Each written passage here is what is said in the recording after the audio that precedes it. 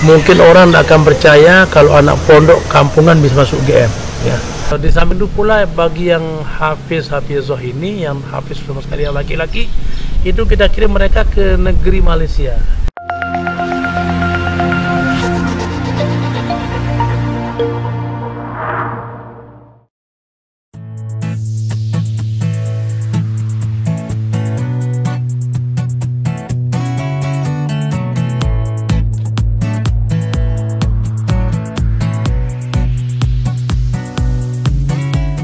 Bismillahirrahmanirrahim. Assalamualaikum warahmatullahi wabarakatuh.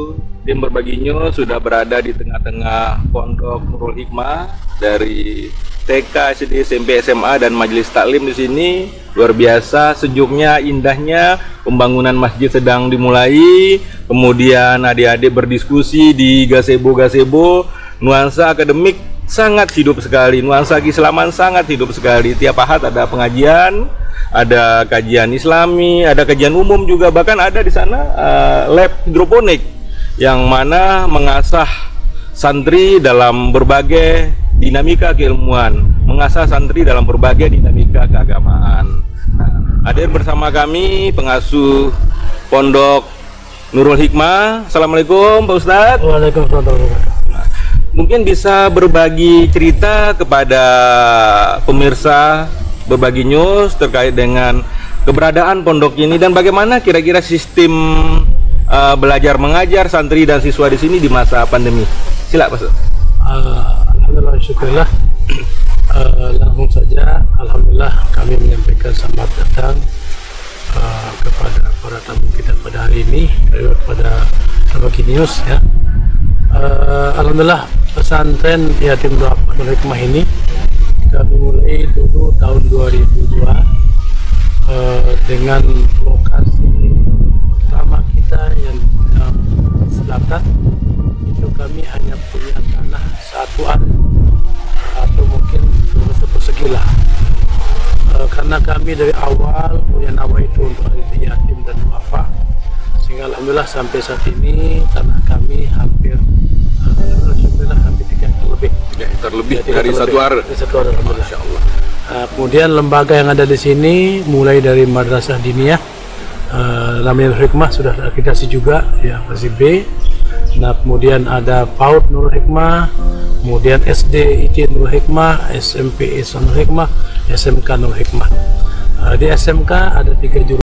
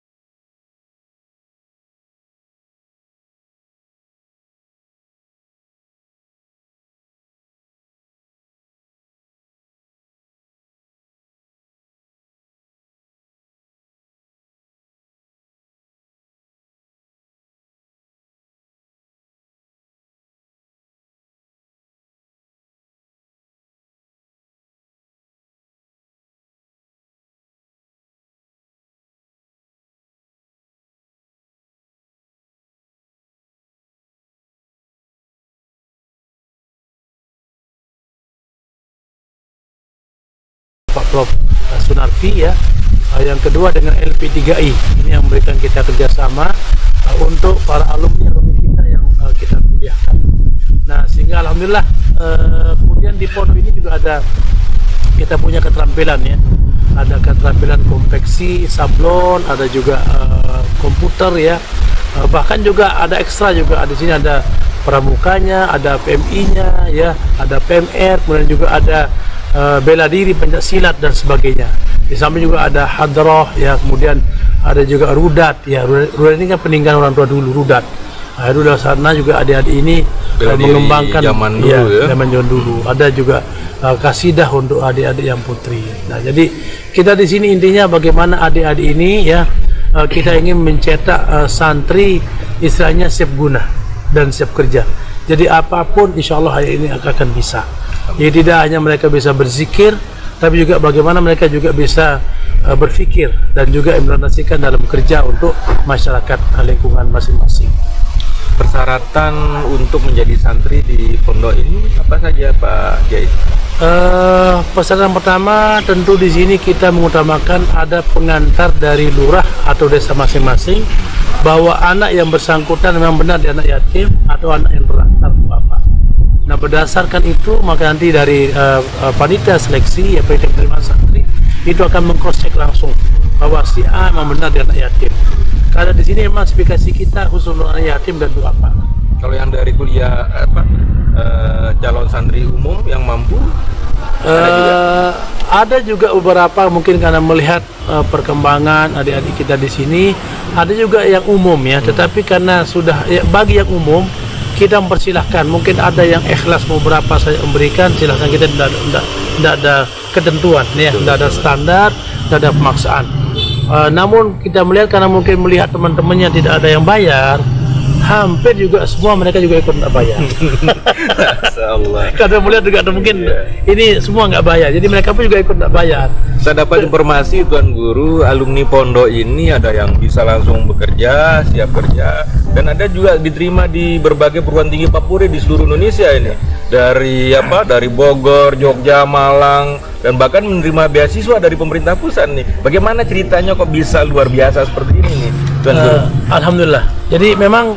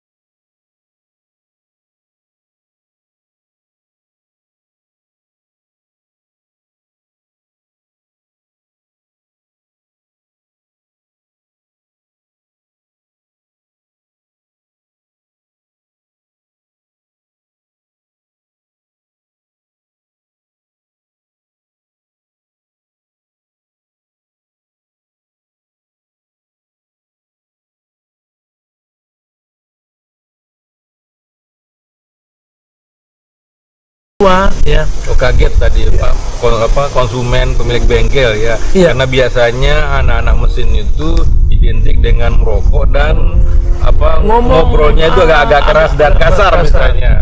Jadi ternyata alumni kita ini tidak merokok dan tutur katanya bagus. Itu kata mereka ya, kata user ya, ini pemakai kita ya.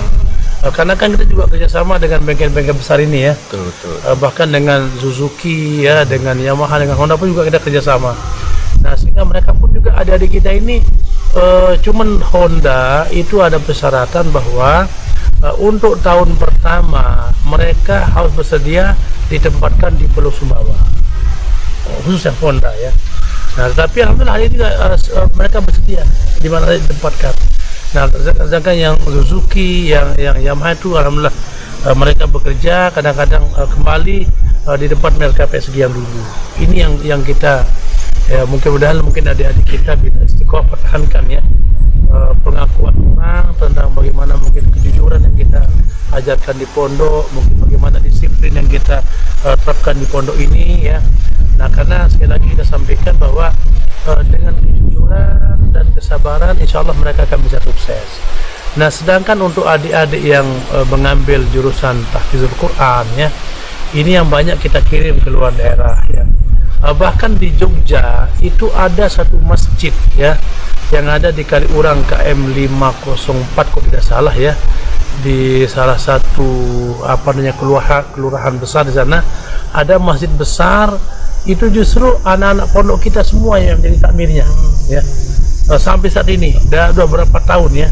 Jadi mereka yang TPQ-nya di sana dipegang, bahkan jadi imamnya anak kita semua. Karena di situ mereka alhamdulillah benar-benar bisa menghidupkan masjid.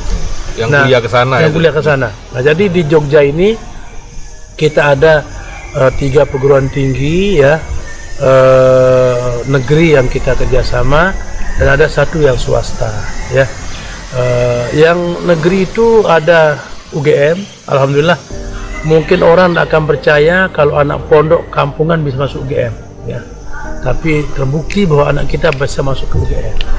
Nah, itu karena mereka bisa menghafal 30 juz. Yang kedua di UIN Sunan Kalijaga juga masuk kita punya anak, dan juga ada UAD Universitas Ahmad Dahlan juga masuk di situ. Ada juga STIPER namanya, Sekolah Tinggi Pertanian ya. Ini yang ada di Jogja.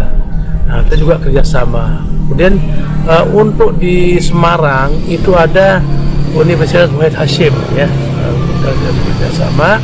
Nah, kemudian mohon maaf, 1 orang anak Lombok Timur ini baru aja selesai di Undip S2.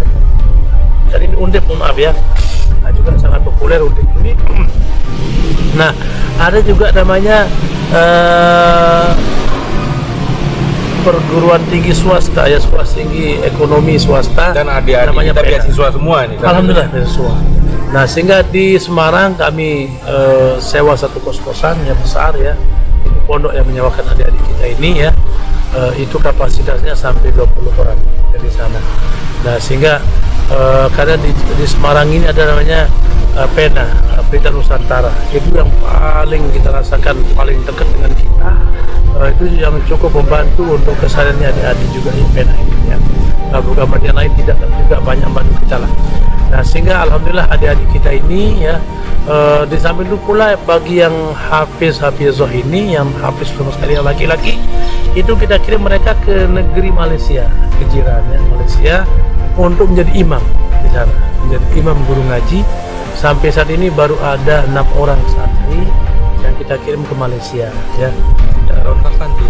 Itu kalau tidak salah semenjak tahun 2017 apa 16 karena ya. Dulu pernah ada permintaan dari kedubes Malaysia meminta ya, putra-putri santri kita untuk menjadi imam di Malaysia dulu. Kami kebetulan ada kerjasama dengan perusahaan negara sana ya, kerajaan yang namanya FGB Felda itu, sama Samdarbi itu juga meminta adik-adik kita. Ini pun kemarin hampir mau setahun yang akan datang ini. Dulu mau berangkat mereka akhir Februari kalau tidak salah, tetapi karena lebih awal datang COVID ini, nah sehingga sampai saat ini ada 5 anak yang sudah berangkat ke Malaysia.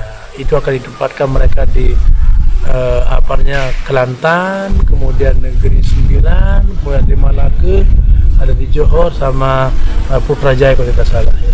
Ada 5 tempat yang sudah menunggu.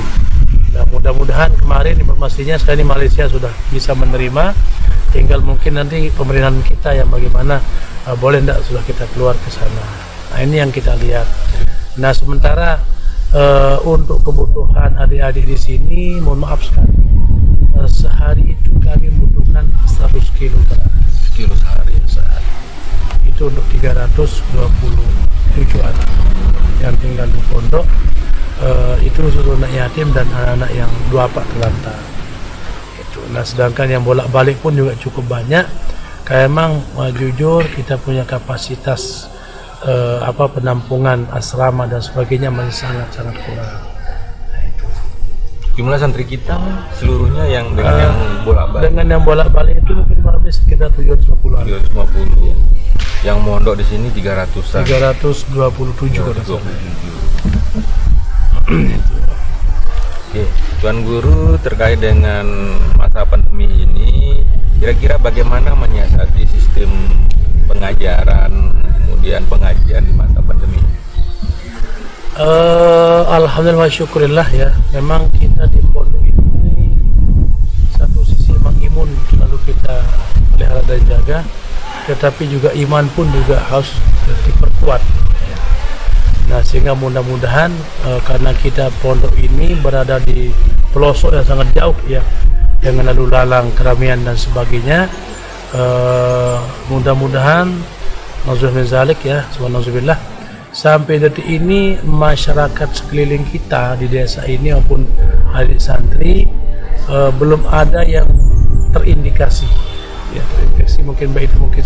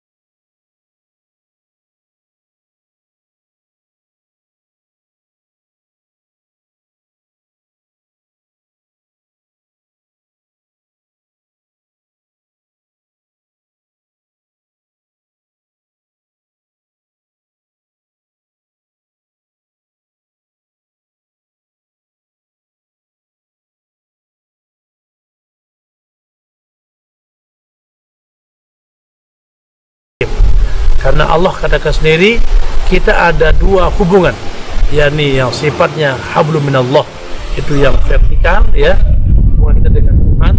Kemudian yang kedua hablum minannas, ini yang horizontal, artinya hubungan kita sama manusia. Dengan sesama manusia ini dengan kalimat yang umum, ya, dengan kita dengan agama apa saja, dengan bangsa apa saja, dengan suku apa saja, mari kita saling menghormati agar tercapai apa yang kita inginkan, yakni hasanah dunia dan juga kelak hasanah akhirat kita bersama.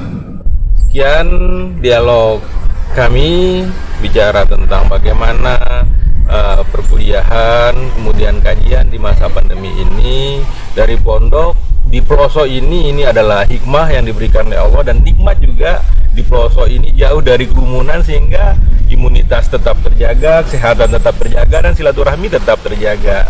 Dari pondok ini bisa mencetak siswa-siswi, santriwan, santri yang kemudian bisa tembus ke pasar lokal, pasar global, bahkan santri-santri kami di sini bisa tembus sampai ke Malaysia untuk menjadi imam dan guru ngaji di sana, kemudian juga diterima diterima tanpa tes di berbagai perguruan tinggi favorit di Indonesia, mulai dari UGM, kemudian Undip, Universitas Islam Negeri Sunan Kalijaga Jogja, kemudian sampai ke Malang. Dan alhamdulillah siswa-siswa SMK di pondok ini bisa diterima di dunia kerja, baik di bidang otomotif, di bidang tata busana dan segala macamnya. Dari Pondok Nurul Hikmah, Lombok Barat, Nusa Tenggara Barat, tetap jaga kesehatan, jaga keluarga, tetap jalin silaturahmi, karena silaturahmi itulah yang membawa kita kenikmatan. Tetap berpegang teguh pada dua tali, Al-Quran dan Al-Hadis. Billahi taufiq wal hidayah. Assalamualaikum warahmatullahi wabarakatuh.